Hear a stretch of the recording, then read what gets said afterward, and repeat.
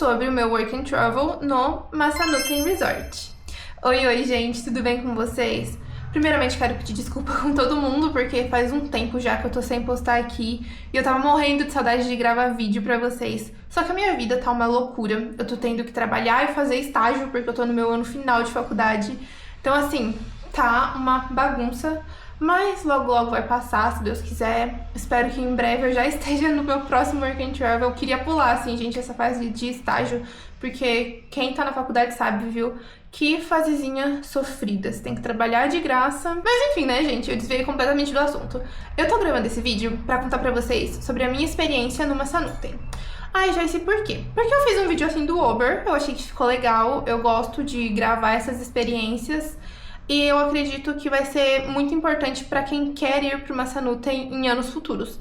Porque é um lugar que tem bastante relato no grupo do Facebook, mas esses relatos não são tão completos, pela minha experiência. Pelo menos eu senti que tiveram muitas informações que eu só consegui ter trabalhando mesmo. Que se eu tivesse tido antes, talvez eu teria feito ali escolhas diferentes. Vou começar explicando um pouquinho de como é o resort, o que tem lá, enfim.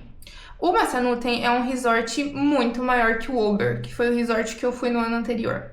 Enquanto o Uber tem, tipo, acho que 2 pistas de esqui, o Massanutten tem umas 6 ou 7. Lá dá pra, de fato, assim, você conseguir ir pra pistas bem avançadas. Também tem pistas pra iniciante, pistas pro nível intermediário, mas, assim, sem comparação com o Uber, é gigante.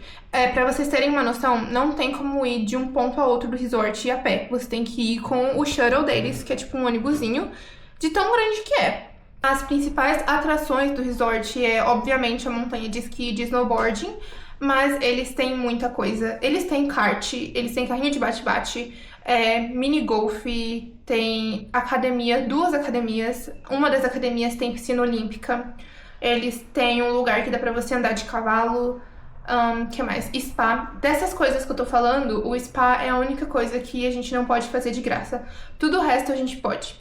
Eles também têm golfe normal, que é um lugar assim gigante pra fazer golfe. Tem escape room. O escape room também não é de graça, a gente tem um desconto, mas, tipo assim, eu nunca fui. Adoraria ir, quem sabe na próxima season. Aliás, né, já soltei um spoiler. Estou voltando pro Massanutten esse ano e pretendo produzir bem mais conteúdo, principalmente agora que eu já sei como as coisas funcionam por lá. Tem patinação no gelo também, que eu adorava. E eu acho que isso é basicamente tudo, talvez. Tem tirolesa também, escalada, só que essas coisas não ficam abertas durante o inverno e eles estão construindo uma coaster também.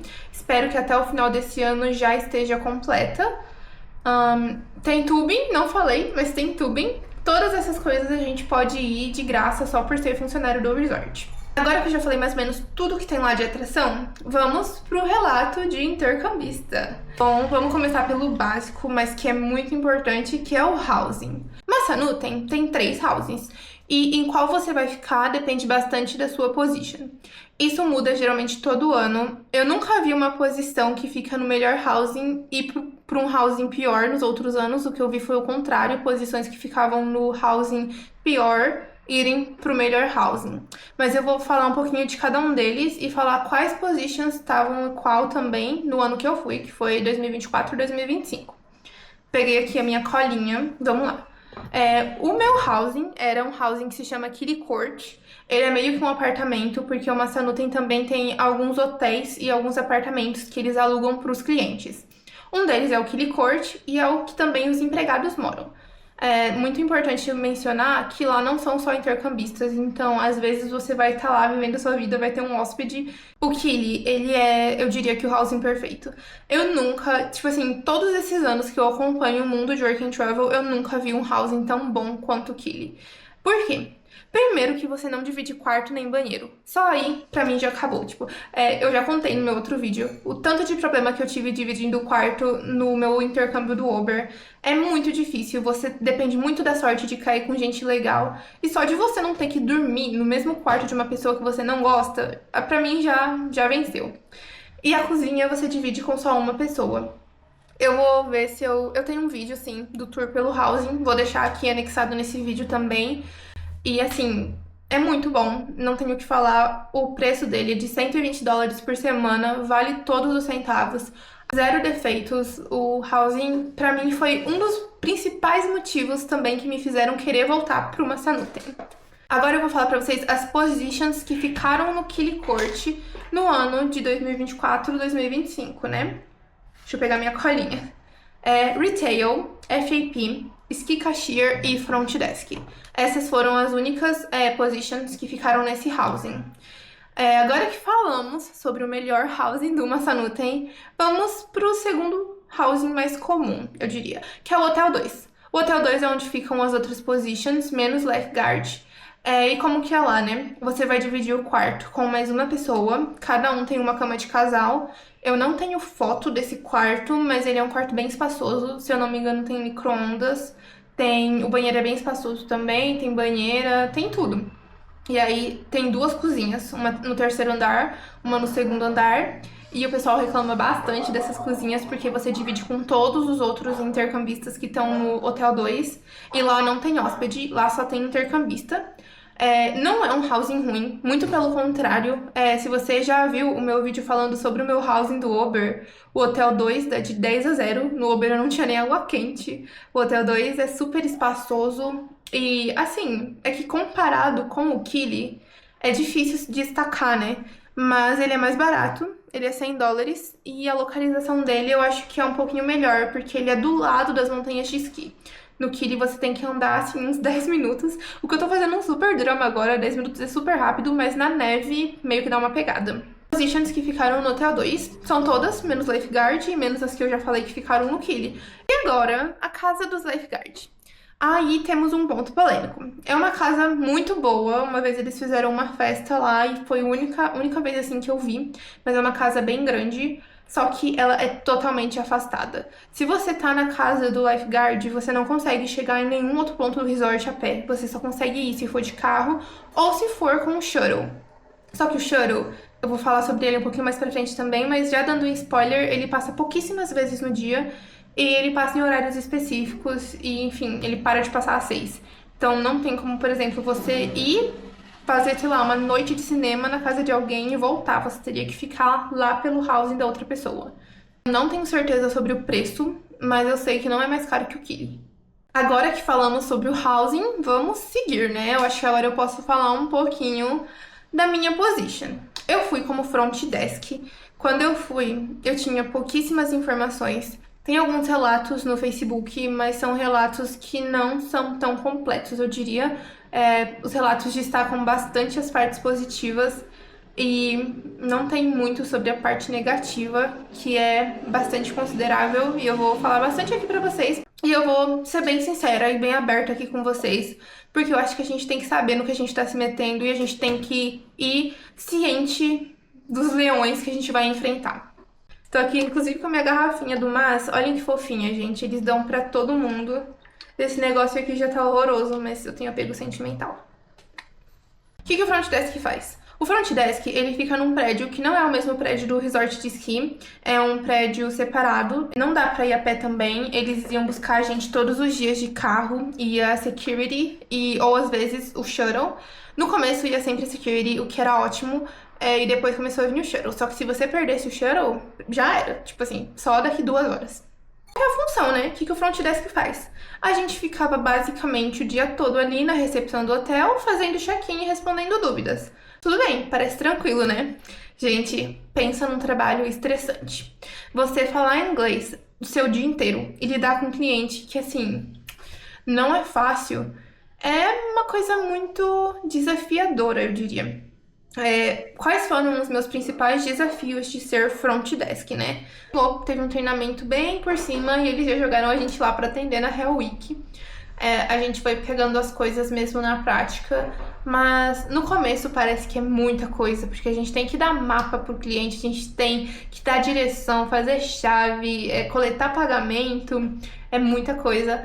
Mas depois vocês vão ver, é sempre o mesmo procedimento, as coisas seguem uma ordem, não é tão difícil, confiem em vocês. Estejam confiantes no que vocês falam pro cliente, ele vai sentir isso no seu tom de voz e vai acatar e vai ficar tudo bem. Essa é a maior dica que eu tenho pra vocês. Se você não tem certeza de uma informação, transmita confiança mesmo assim, porque no fim ninguém tem certeza de nada, gente. A gente tá ali todo mundo pra aprender, os gestores também estão aprendendo, muitas vezes nem eles também têm certeza dessa informação. Confirme tudo antes de falar pro cliente, vai dar tudo certo. Recomendo também que tenha um ótimo relacionamento com os outros J1s, porque foi isso que me salvou nessa season, as minhas amizades no front desk, porque é um trabalho muito estressante. Se eu não tivesse as minhas amigas e os meus amigos, claro, acredito que teria sido bem complicado. Primeiro, o inglês, gente. Não vou negar, eu achei que meu inglês era bom. Chegando lá, os clientes começavam a falar, eles geralmente estavam bem atritados, porque os hotéis têm os seus problemas, e são problemas que são consistentes. Às vezes tem um cliente que ele veio, sei lá, 5 anos seguidos, e todos os anos tiveram barata no apartamento dele, e ainda tá tendo. Eles vão estar bem revoltados, e eles vão chegar em você, assim, soltando tudo que eles têm pra desabafar. E aí é uma coisa que você tem que conseguir carregar. Se você não entender o que eles estão falando, eles vão ficar atritados. Inclusive, se vocês entrarem nas avaliações do Massanutten, naquele site TripAdvisor, vocês vão ver que tem um monte de gente reclamando que os recepcionistas não falam inglês. Só que não é que a gente não fala inglês, é que eles chegam com uns requerimentos, assim, absurdos, e eles não têm a menor paciência de falar devagar. Então, assim, não me arrependi de ter ido nessa position, mas eu vou falar que eu passei bastante perrengue. Muitas vezes eu não entendi o que os clientes falavam, eu dependia bastante da ajuda dos meus colegas, principalmente os americanos. E assim, gente, outro desafio é a supervisão.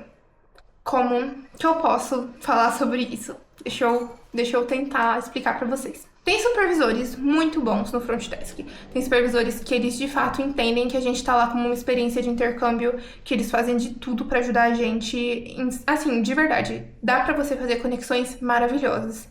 Mas, infelizmente, não são todos. E tem alguns gerentes que eles são pessoas bastante desafiadoras também. Uma coisa que eu e que todos os meus colegas front desks percebemos era uma diferença de tratamento entre os J1 e os americanos. E eu não tô falando isso, assim, porque eu quero prejudicar ninguém. Enfim, gente, eu não quero. Eu só tô tentando ser totalmente honesta, porque são coisas que eu gostaria de saber antes de eu ir. Se você tá pensando em ser front desk no Massanutten, pense e vá com todos os detalhes, sabe? Enfim, e a gente via essa diferença de tratamento, principalmente em relação às exigências. Exigiam 5% dos americanos, pra gente era 100%. Digo isso em relação a tudo. Primeiro que a gente tinha que ficar em pé 100% do tempo. Já teve dias a gente fazer 12 horas de trabalho, as 12 horas em pé, porque a gente não podia sentar. Se eles pegassem a gente sentando, tinham 2 cadeiras lá. Eles ameaçavam mandar embora mais cedo. E americano, tipo, eles ficavam atrás, eles nem ficavam ali na frente, eles ficavam todos atrás, conversando uns com os outros, com os managers lá, e os managers assim, tipo, tranquilíssimos. Mas vai o J1 sentar pra vocês verem, eles já chegavam na gente e ameaçavam mandar embora e cortar as horas. Eu lembro que todos os meus colegas, a gente conversou sobre isso uma vez, todo mundo já chorou por causa do trabalho, porque era uma cobrança muito grande, era uma falta de apoio, às vezes a gente não entendia o que o cliente estava falando e a gente ia pedir ajuda para esses supervisores ou então managers, e eles, sabe, tipo, ficavam, por que você tá me perguntando isso? Isso é seu trabalho. Eles não gostavam muito de ajudar a gente. Não todos, como já falei, mas isso aconteceu sim, aconteceu mais de uma vez. Teve até uma vez que eu fui pedir ajuda sobre uma reserva e eu usei um papelzinho para escrever o número da reserva. Quando eu cheguei lá pra mostrar pro manager, ela falou assim: querida, esse papel custa dinheiro, você não deveria escrever. Aí eu fiquei tipo, você queria que eu decorasse esse número de 14 dígitos? Também de o cliente estar super atritado e a gerente voltar, falar que a gente estava passando o procedimento errado, sendo que a gente só estava seguindo o que eles falavam pra gente. Eles eram muito estritos com a gente em relação, não pode mudar o cliente de quarto em Hell Week. E eles chegavam lá e pro cliente eles desmentiam isso, falavam que era uma barreira de linguagem, quando na real não era, e deixava a gente como errado ali. Mas enfim, esses são os pontos mais negativos de ser front desk. Agora, vamos pra parte boa, né, gente? Que nem só de chicotada vive o front desk. A gente também tem alguns pontinhos positivos aí. Mencionei, não dá pra chegar no front desk a pé. Só dá pra ir com o carro da security ou com o shuttle. A questão é, a security sempre esquecia a gente lá. Então, a gente conseguia dar uma enrolada e fazer mais horas. Porque se ninguém fosse falar pro supervisor, tipo, olha, já deu meu horário de ir embora. Eles deixavam a gente lá e a gente ia lá na quietinha pegando mais horas. Outro ponto positivo é que, no começo, principalmente, os gerentes, eles eram muito simpáticos e eles compravam pra gente comida. Tinha uma região lá que eles chamavam de região de recarregar as energias. E aí eles deixavam vários snacks, energético, enfim, biscoito, tudo assim que você conseguia imaginar. Tinha lá chocolate e eles compravam pizza pra gente. Não era raro, era até que bem frequente.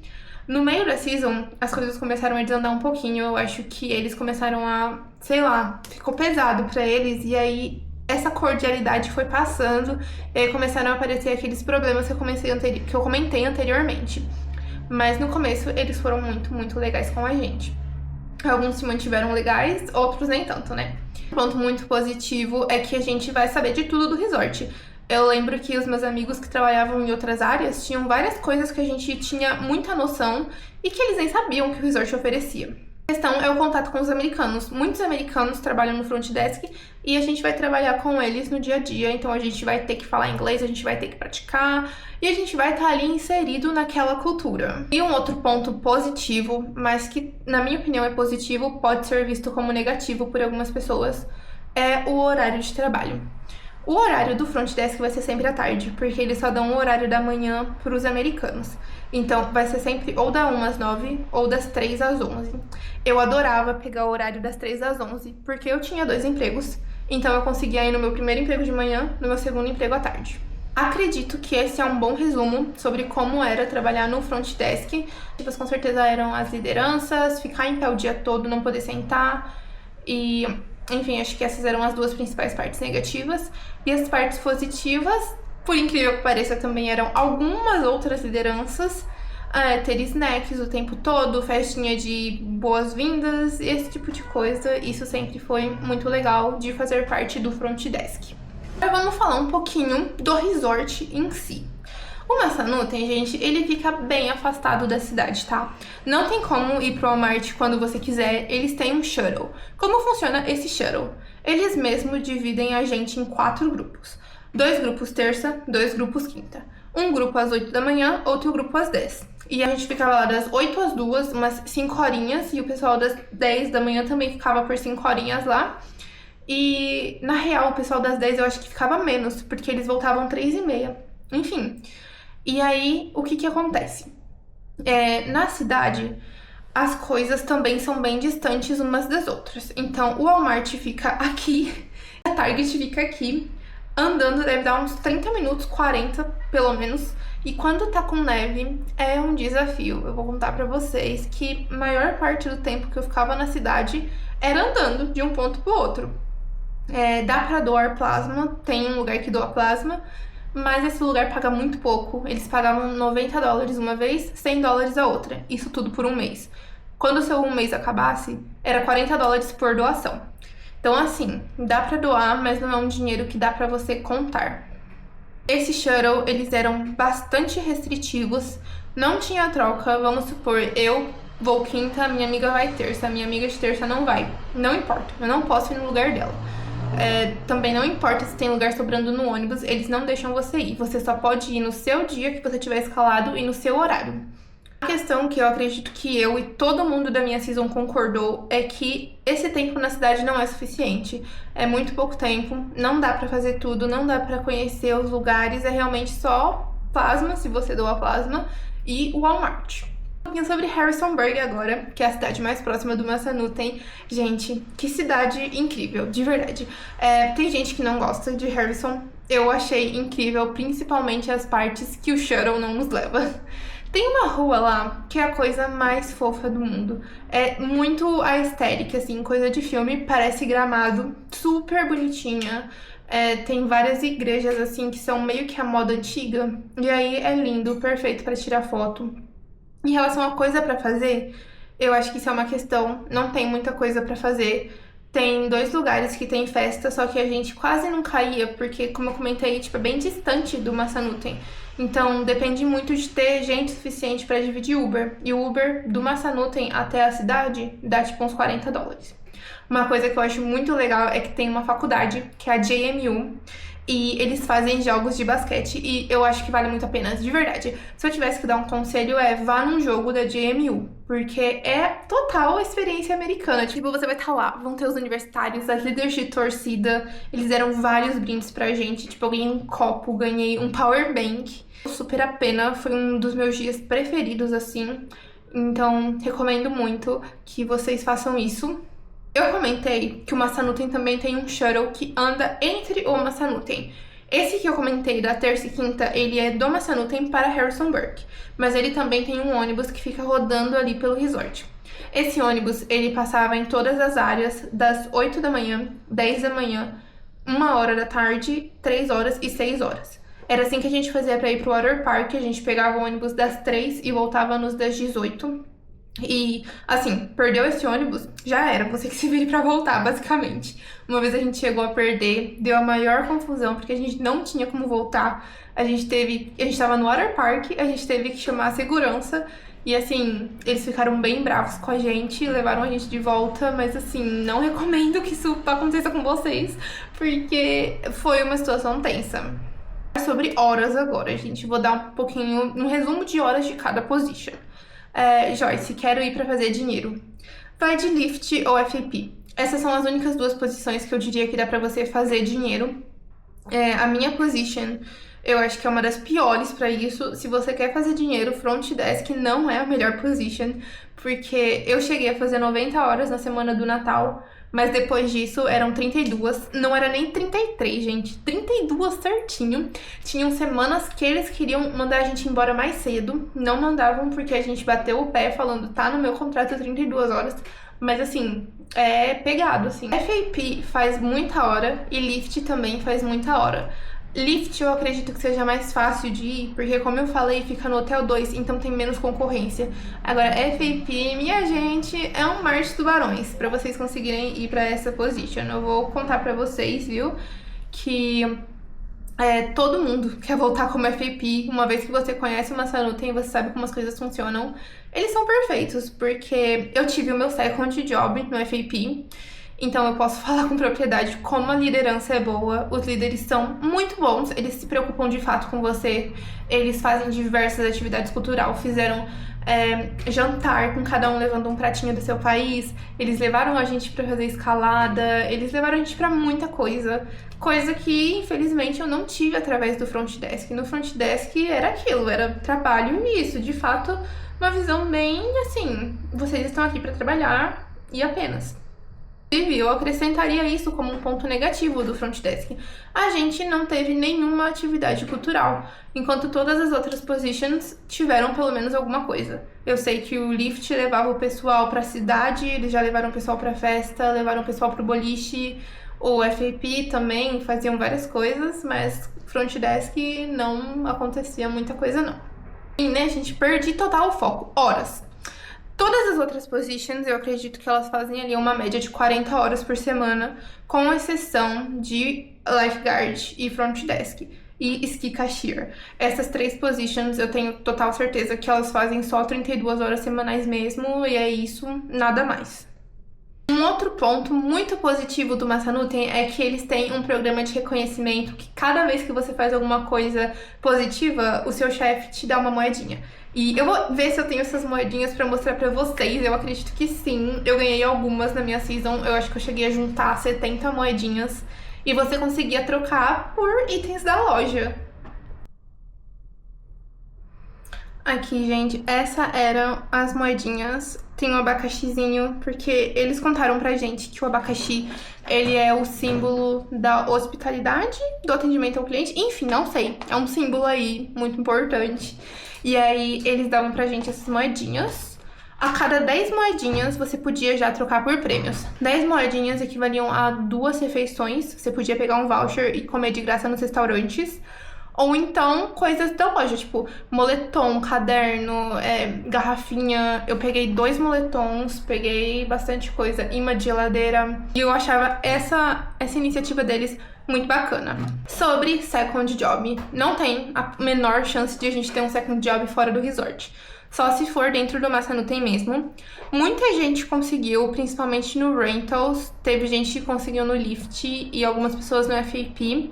Mas não é uma coisa que dá pra você contar, porque muita gente tentou também e não conseguiu. Vai da disponibilidade deles mesmo.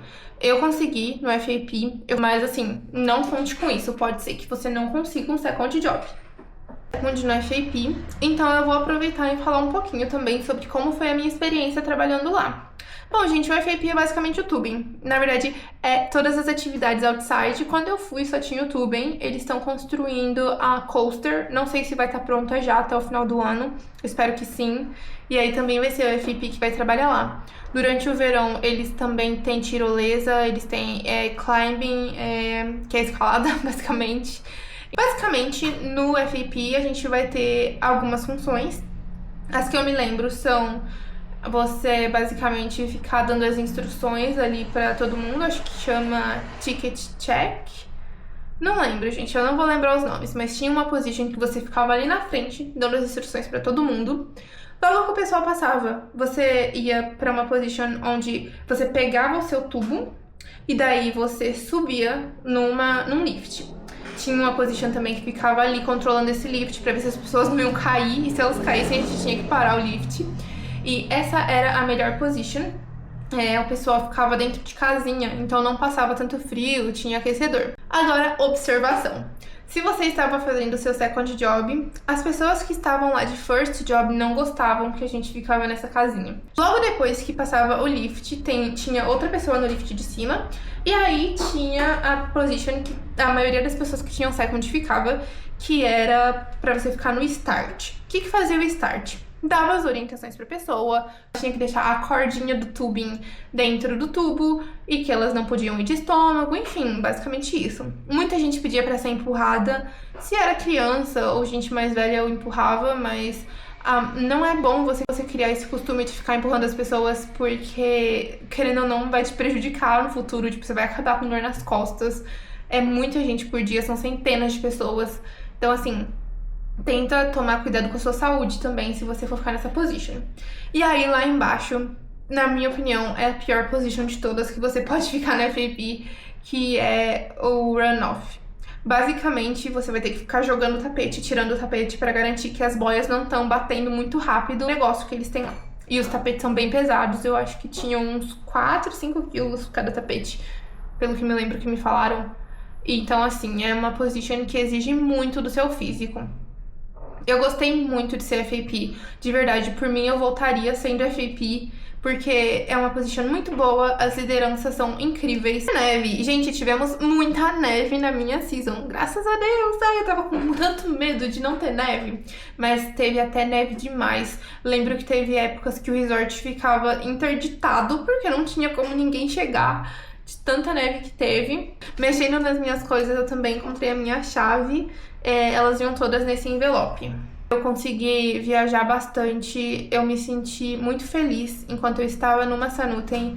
É um lugar bem acolhedor, é bem afastado, então vai depender bastante do seu relacionamento com as outras pessoas. Graças a Deus, eu tive um relacionamento muito positivo com todos os outros intercambistas. Não tenho, assim, nada pra falar de ninguém.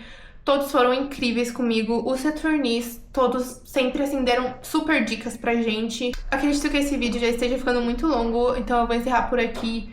Esse foi o meu relato do Massanutten. Se alguém tiver alguma dúvida, por favor, deixa aqui nos comentários. Eu vou ficar muito feliz de responder vocês. Se alguém estiver indo pro Massanutten esse ano, eu tô muito ansiosa pra gente trabalhar juntos, porque eu também tô voltando. Vou voltar de front desk de novo. Então eu achei que esse intercâmbio me ajudou.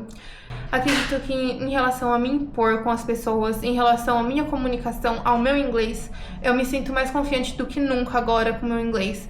Passei por muito perrengue, muito desafio, como eu falei pra vocês. Entendia coisas erradas diversas vezes. Já teve vez do cliente vir me falando coisa e eu não entendia. E aí, né, eu tentava mandar simpática. Eu falava, that's so funny. E aí uma vez a cliente fez isso Ela falou assim, não é engraçado. E era uma situação séria e eu nem entendia, tipo, o que tava acontecendo, sabe? Então, assim, é desafiador, mas é uma coisa que te desenvolve muito.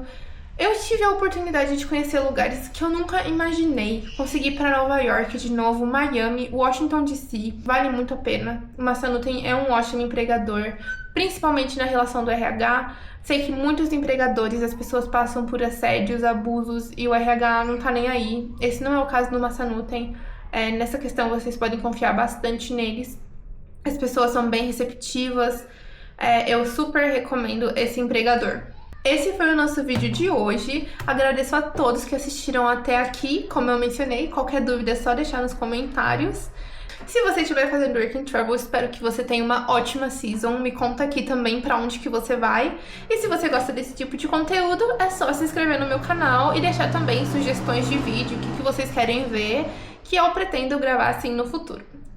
Beijo, obrigada por assistirem e até o próximo vídeo.